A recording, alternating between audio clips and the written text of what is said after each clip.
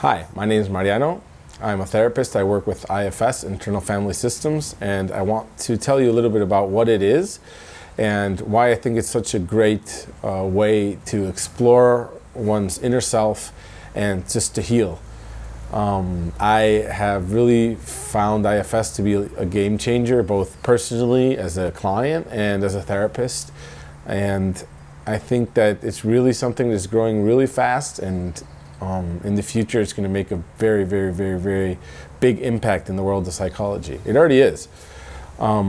So, internal family systems, I got to say from the start, I really do not like the name that Richard Schwartz, the founder of IFS, chose, because lots of times when people, and I'm talking like marketing wise, lots of times when people hear that, they're like, okay, so family systems, so does that mean like, is my family normal? Do we have issues in my family?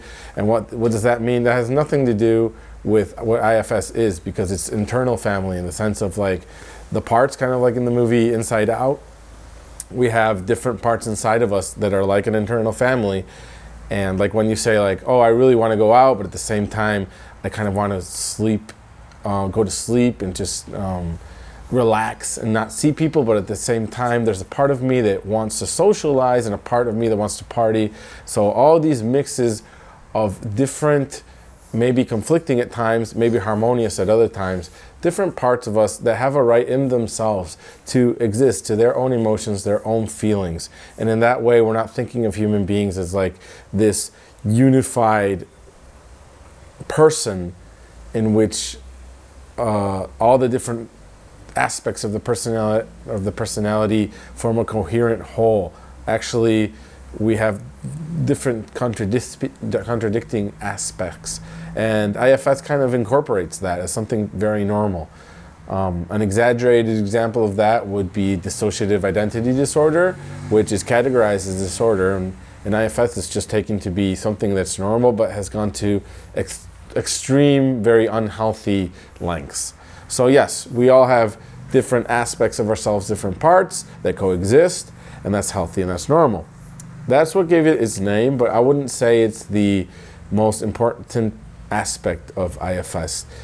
What draws me to IFS time and time again is the idea that we in ourselves have an inherent natural ability to heal, and that our self, this is what Dick Schwartz calls the self, our essence, our core, has never been harmed. It's still perfectly intact. It's our birthright. Everybody has it. And if you can access that, then healing comes naturally and gradually and without effort. So that, as opposed to other therapies that, for instance, you might think that if you have an attachment disorder, it simply means that you, during childhood, you never learned what it is like to relate to another person in a healthy way. So that secure attachment was never established, and therefore you need a person outside you to provide what was never provided for you. As opposed to that, IFS says, no, you have that. The only thing that the therapist is doing is pointing you towards it. And once you have access to that, that's all you from then on. You can continue your journey through that resource that you already have because you are it. So essentially, what is a session of IFS like? So in a session, it's typical to feel the body and then go inside. What does go inside mean? Sometimes you close your eyes. I like to close my eyes. I usually tell my clients to close their eyes. I think it works better that way, and just kind of feel, kind of access what is happening inside your body, different parts of you that are speaking to you. Lots of times we tend to interpret those parts, or they present as symptoms. So anxiety, depression, and all sorts of other psychological symptoms like compulsive behavior, acting out, all that kind of stuff. And what happens in an IFS session is when we turn our focus inward, when we go inside, we realize that those symptoms are simply parts of us that need our attention and they have a message. And if we can allow ourselves to tune into that message, lots of times we'll realize that that message holds profound wisdom. And the means of doing that, of tuning in, is through curiosity, compassion, and other qualities lots of them start with C, that can be accessed. And lots of times the therapist kind of models that.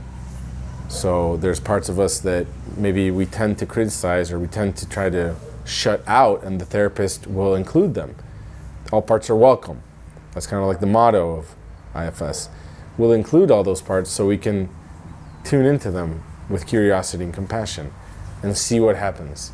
Kind of explore to see what the message really is. And the symptoms eventually turn into something very, very inspiring, very wise. So that in a nutshell is my take on IFS. It's not the perfect take. There's lots of videos on YouTube explaining this, but I hope it helps to understand what it is that we do in an IFS session. So hoping to see you in further videos. Take care.